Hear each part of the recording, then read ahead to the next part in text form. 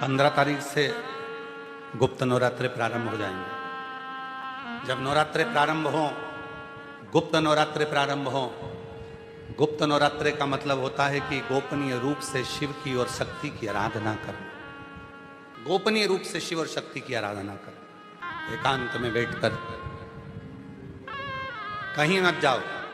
तुम्हारा मन करे गुप्त नवरात्रे में 24 घंटे में से अगर 5 मिनट निकाल लो और 5 मिनट बैठकर कुछ मत करो। अपने हाथ में भी अगर एक गुप्त रुपया, कोई सिक्का, 1, 2, 5, 10 जो भी सिक्का तुम्हारे पास में हो, चांदी का हो या 1 रुपया का हो या सोने का हो या हीरे का हो, जो भी हो तुम्हारी मर्जी, या अपना ये रुपया जो आप लोग आरती में चढ़ाती हो, कोई सा भी 1 रुपया अपने हाथ में रखकर बेलपत्र के साथ अगर प्रतिदिन शिव के मंत्र का जाप करती हो और माँ आदिशक्ति के नाम का एक दीपक शिव के मंदिर में अगर लगा देती हो या देवी के मंदिर में शिव के नाम का दीपक लगा देती हो, और वो रुपया, वो बेलपत्र 9 दिन तक अपने हाथ में रोज रखना है। 5 मिनट रखो, 2 मिनट रखो, और उस रुपए और बेलपत्र को अपने पास रखो।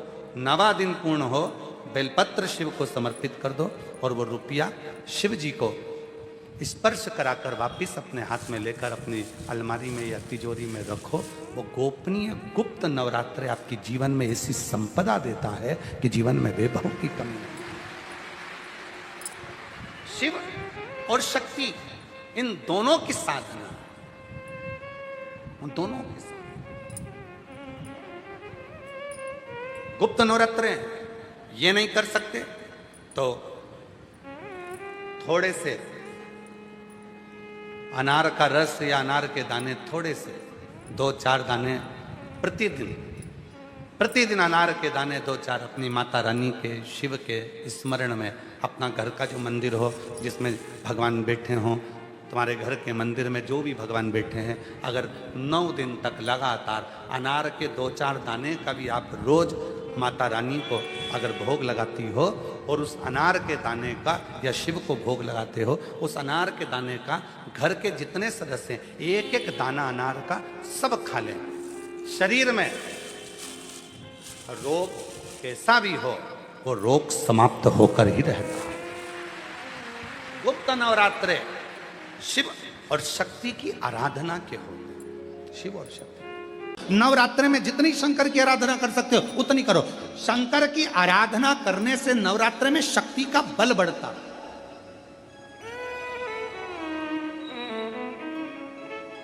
शक्ति का बल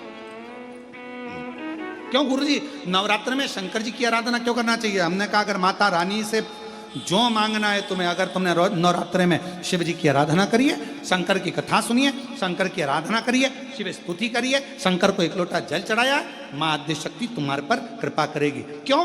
क्योंकि जिस स्थान पर शिवलिंग रखा होता है और जो हस्त कमल है वो माँ पार्वती, जगत जननी दुर्गा भवानी है। जब हम जल चढ़ाते हैं, माँ आदिशक्ति अम्बा जगदम्बा 64 योगिनियों पर वो जल चढ़ जाता है और जगत जननी नवरात्र में प्रसन्न हो जाती है। वो जल की इतनी महत्वता है। आदिशक्ति को प्रसन्न करना है, नवरात्र में शिव जी को जल चढ़ा।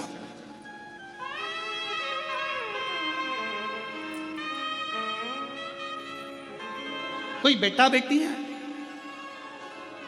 कोई एग्जाम दे रहे हैं, कंपटीशन एग्जाम में बैठ रहे हैं, सर्विस के लिए जा रहे हैं, नौकरी के लिए जा रहे हैं, नौकरी नहीं लग रही है, हम कहेंगे लाल पुष्प की पत्तियों को प्रत्येक किसी भी नवरात्रि के अंदर, नवरात्रि के अंतर्गत 9 दिन का तुम नियम बना लो। जैसे कई माताओं का नियम रहता है, मेरा व्रत है, मैं दूध पर 1 गिलास दूध पर व्रत करूंगी, मैं नंगे पैर चलूंगी, मैं ये व्रत करूंगी, मैं वो व्रत करूंगी। मैं बेटा बेटियों से कहूंगा, नवयुवक बच्चों से कहूंगा, अगर आप कंपटीशन एग्जाम में बैठ रहे हो, अपनी पूरी मेहनत करो, पूरा परिश्रम करो, रात दिन एक करो और लगे रहो।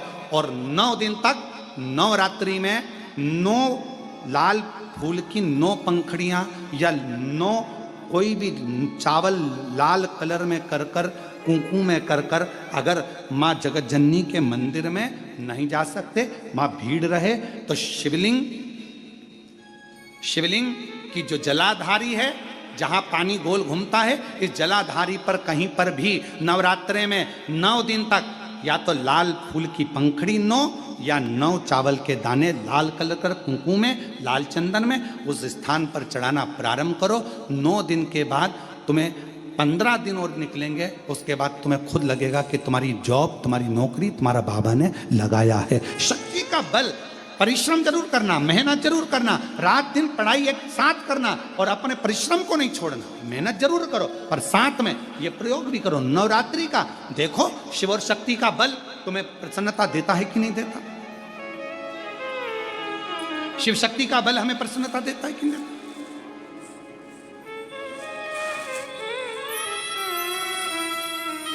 अब कई लोग ऐसे होते हैं, हम नवरात्रि आई है, माता रानी को भज रहे हैं, जगत जननी दुर्गा भवानी को भज रहे हैं, पर शिव जी के मंदिर तक नहीं जा रहे, समय नहीं मिल रहा मंदिर जाने का, क्योंकि माता जी के मंदिर जाते हैं, माता जी को प्रणाम। अरे उस शंकर को पहले भजो, सवेरे उठते से पहला 1 लोटा जल शिव को, क्योंकि उसी के माँ जगत जननी हस्तकमल पर जल जाना जरूरी है। शंकर का चढ़ा वो हमें फल प्रदान कर, सुख दे, आनंद का।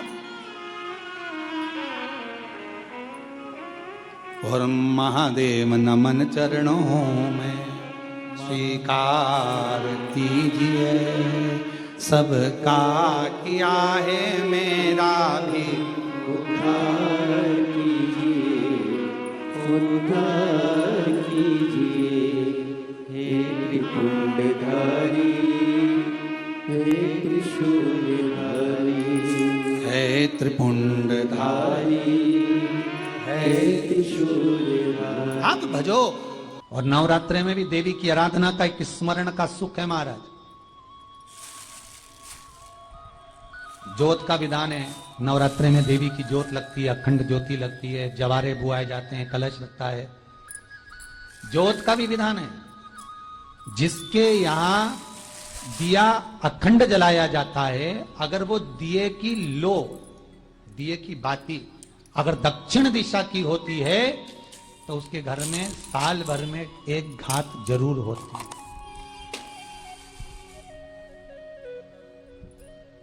जो दिया अखंड जलता है उसकी बाती का मुख दक्षिण का नहीं होना चाहिए। अगर आपने देवी भागवत का स्मरण कराओ, देवी भागवत को अगर सुना हो, तो देवी भागवत में स्पष्ट किया गया कि पूर्व की ओर मुख करा हुआ दिया, अर्थात पूर्व की ओर ज्योत जो जलाई जाती है वो संपदा की वृद्धि करती है। पश्चिम की ओर मुख कर जो ज्योत लगाई जाती है महाराज, वो वैभव को देती है।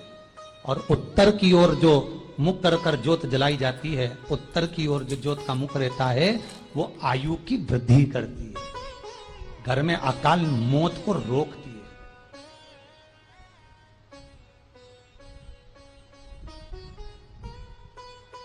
नवरात्रे का जो भाव तत्व है उसको भी अच्छे से समझ लेना। दक्षिण की ओर ज्योत ना लगाएं, अगर आपको लगाना है पूरब की लगाएं, पश्चिम की लगाएं या उत्तर की लगाएं। और जितने दिन महारानी जगदम्बा जगतधात्री दुर्गा भवानी, अब की बार माता जी घोड़े पर आई है, हर बार देवी बदल बदल के आती है, इस बार जो नवरात्रे आए वो घोड़े के आए। तो घोड़े पर जो देवी जी आती है वो समृद्धि को देने वाली आती है, लक्ष्मी की वृद्धि करने वाली आती है। जैसी घोड़े की रफ्तार होती है उस रफ्तार से लक्ष्मी घर में आती है। तो ये मत सोचना कि कोरोना महामारी ने हमको नीचे गिरा दिया या कोरोना महामारी ने रोक दिया, कमाई के स्रोत रोक दिया, धन रोक दिया, चिंता मत करना। मेरी मां जगत जननी दुर्गा भवानी अब की बार घोड़े पर आई है, साल भर में इतना धन दे देगी कि आपने पीछे के 4 साल में नहीं कमाया होगा, इतनी मेरी मां भंडार भर देगी। ये घोड़े पर आई है, कोई साधारण नहीं हो सकता। देवी भागवत में स्पष्ट किया गया, जब जगदम्बा मगर पर आती है उसका भाव अलग है, और जगदम्बा जब हाथी पर आती है उसका भाव अलग है, और जगदम्बा जब घोड़े पर आती है तो जगत को समृद्धिवान बना देती है, वैभव में कमी नहीं आती। अभी भले दुनिया के लोग अभी रोते हैं कि पैसा नहीं आ रहा, कोरोना महामारी ने सब तोड़ दिया, रोक दिया, पर चिंता ना करना, मेरी मां अगर घोड़े पर आई है तो उसका सुख आपको जरूर मिलेगा। एक जरा सी मिट्टी की दुकान भी अगर आप खोल कर बैठेंगे तो चांदी और सोना के बराबर कमाएंगे, इतना धन देगी वो माता, साधारण नहीं है मेरी माता। तात्विक सुख का आनंद देने वाली, लाभ तत्व प्रदान कर। और नवरात्र में भी अगर आपकी कोई कामना है, आपकी अगर इच्छा है, आपका मन है, तो जगत जननी की आराधना करो। पति और पत्नी में अगर क्लेश है तो जगदम्बा के मंदिर में मक्खन चढ़ाओ, प्रेम बढ़ जाएगा। आपको लगता है कि पति कोई अन्य स्त्री से लगा हुआ है या परिवार टूट रहा है, तलाक तक पहुंच गया है, तो माता के मंदिर में आप ध्वजा लगवाइए, उस ध्वजा पर मक्खन लगाकर लगवाइए, आपको लाभ मिलेगा।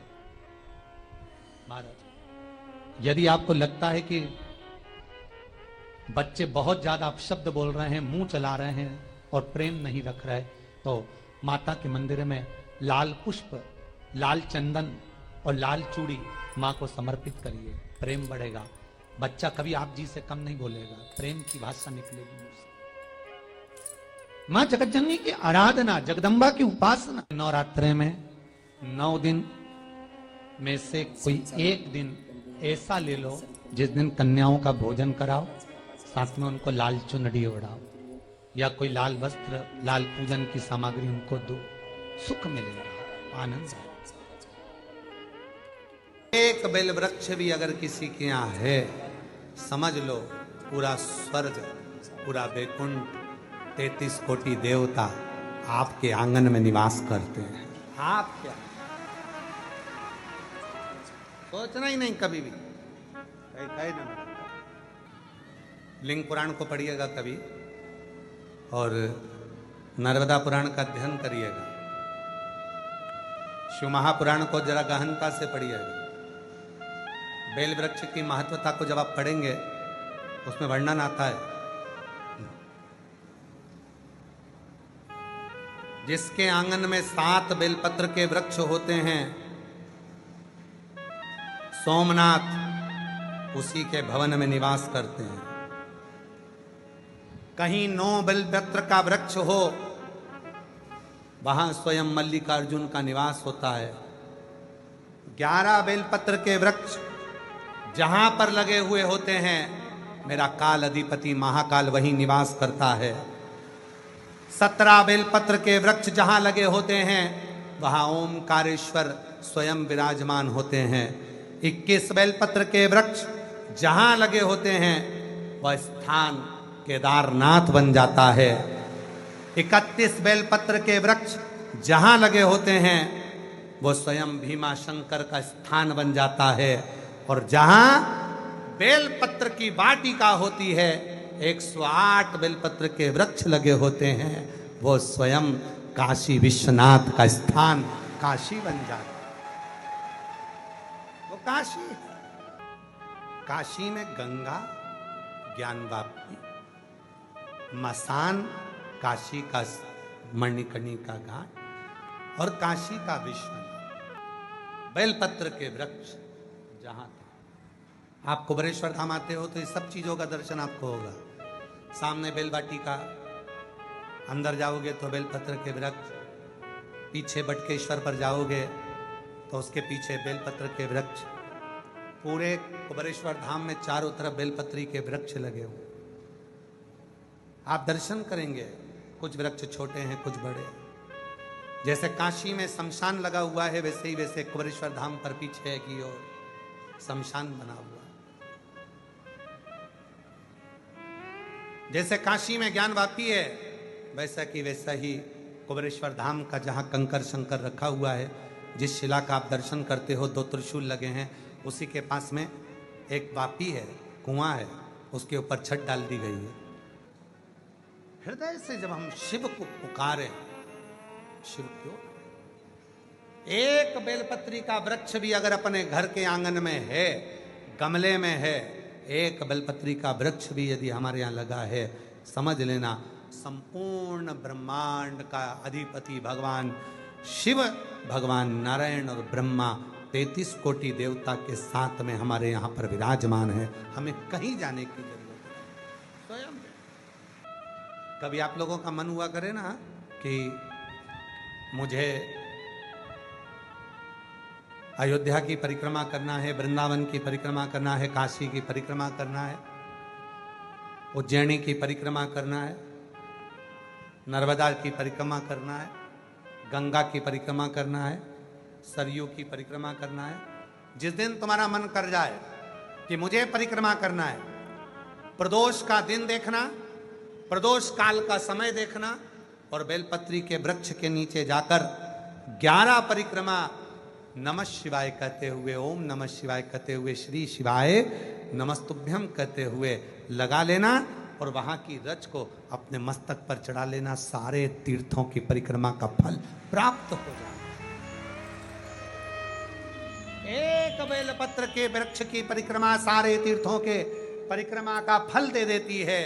एक बेलपत्र के वृक्ष की परिक्रमा सारे सरोवरों के तीर्थ का परिक्रमा का फल प्रदान कर देती है। वो बेलपत्र का वृक्ष कोई साधारण नहीं होता, जिसके नीचे स्वयं गौरी शंकर निवास करते, स्वयं गौरी शंकर। महाराज, जिस महिला और पुरुष का, किसी व्यक्ति का जब पांव का घुटना डॉक्टर बोल दे कि इसको बदलना पड़ेगा, हड्डी बेकार हो गई है, हड्डी गल गई है,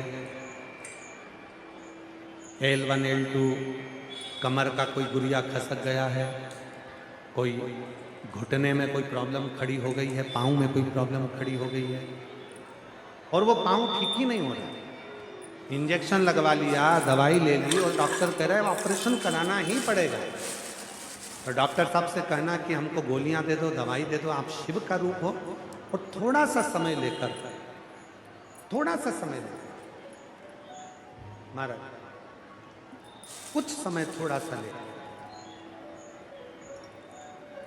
शिव जी की स्तुति की, भगवान शंकर का, एक बेलपत्री, एक कनेर का फूल, एक बेलपत्री, एक धतूरा, इन दोनों को दोनों हाथों में रखिए। कंबल और धनंजय दोनों का स्मरण करिए, शिव जी के दोनों हस्त कमल का। और भगवान शंकर का जो शिवलिंग है, उस शिवलिंग का जो जल बहता है, जलाधारी का, धतूरे वाला बेलपत्र धतूरा अशोक सुंदरी वाली जगह पर रख दीजिए और कनेर का फूल और बेलपत्र जो हस्त कमल है मां पार्वती का, इस ओर वहां रख, दोनों का नाम लेकर कंबल और धनंजय शिव जी का स्मरण करिए। कुंदकेश्वर महादेव का नाम लीजिए, धतूरे को वहीं छोड़ दीजिए, कनेर के पुष्प को वहीं छोड़ दीजिए और बेलपत्र दोनों लेकर आ जाइए। दोनों बेलपत्र को, एक को सुबह, एक को रात्रि के समय पर, सोने से पहले दोनों बेलपत्र को एक एक कर, छोटी छोटी सी बेलपत्र हो तो उसको चबाकर खाने का प्रयास करिए। 5 बार यदि कर लिया तो ये निश्चित है अगली बार आप डॉक्टर को दिखाने जाओगे तो वो कह देगा कि ऑपरेशन की जरूरत नहीं है, घुटने काम करना प्रारंभ। कंबल और धनंजय शिव जी के हाथ के ये वो 2 सर्प हैं। भगवान देवादिदेव महादेव के हाथ के ये 2 वो सर्प हैं जो हमारे शरीर की अस्थियों को, हड्डियों को, हमारे शरीर की जितनी भी अस्थियां हैं उनको प्रखर कर देते हैं, उनको प्रबल कर देते हैं, उनको बलवित कर देते हैं।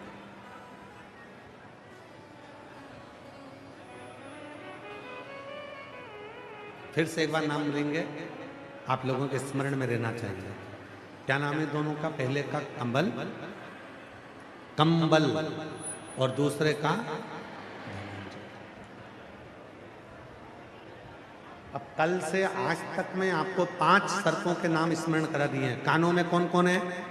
पद्म, पिंगल। कमर पर कौन है? नील। हाथों में कौन है? कंबल, धनंजय। शिव जी के श्रृंगार में जितनी जितनी सामग्री है, भगवान शंकर के श्रृंगार में जितना जितना सामान है, भगवान शंकर के श्रृंगार में चाहे धतूरा हो, आंख का पुष्प हो, कनेर का पुष्प हो, बेल का फल हो, बेलपत्री हो, चाहे भगवान शंकर के श्रृंगार में चंद्र हो, चाहे भगवान शंकर के श्रृंगार में गंगा का जल हो, चाहे भगवान शंकर के श्रृंगार में चंदन हो, चाहे भगवान शंकर के श्रृंगार में भस्म हो, चाहे भगवान शंकर के श्रृंगार में चूरमा हो, चाहे भगवान शंकर के श्रृंगार में रोट का चूरा हो, ये जो भी भगवान शंकर को समर्पित किया जाता है इसमें फल बहुत है। उनका श्रृंगार और श्रृंगार का फल हमको देता जाता है।